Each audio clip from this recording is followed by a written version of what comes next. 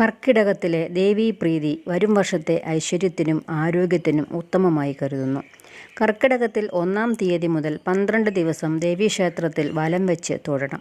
കർക്കിടകം വ്രതമാസമായിട്ട് ആചരിക്കുന്നത് ആരോഗ്യത്തിന് ഉത്തമമാണ്. ക്ഷേത്രങ്ങളിൽ നടത്തപ്പെടുന്ന ഭഗവതി സേവയിൽ പങ്കാളിയാവുന്നതും പൂജാസമയത്ത് ദേവിയെ തൊഴുത് നമസ്കരിക്കുന്നതും സർവൈശ്വര്യങ്ങൾക്കും കാരണമാണ്. കർക്കിടകത്തിൽ ദശപുഷ്പം പൂജാമുറിയിൽ വയ്ക്കുന്നത് ശ്രേയസ്കരമാണ്. ദശപുഷ്പം മുഴുവനും ലഭ്യമല്ലെങ്കിൽ മുക്കുറ്റി, കറുക, തുളസി എന്നിവ ചേർത്ത് വെച്ചാലും ഉത്തമമായി കരുതുന്നു.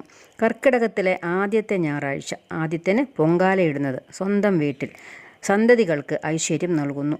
ദേവീ മഹാത്മ്യം, സൗന്ദര്യലഹരി, ദേവീ ഭാഗവതം എന്നിവ ലേശമായിട്ടെങ്കിലും ജപിക്കാൻ ശ്രമിക്കുന്നത് അഭീഷ്ടസാധ്യം തന്നെയാണ്. വായിച്ചറിഞ്ഞതും കേട്ടറിഞ്ഞതുമായ കാര്യങ്ങളാണ് ഞാനിവിടെ നിങ്ങൾക്ക് വേണ്ടി ഷെയർ ചെയ്യുന്നത്. തെറ്റുണ്ടെങ്കിൽ സദയം ക്ഷമിക്കുക.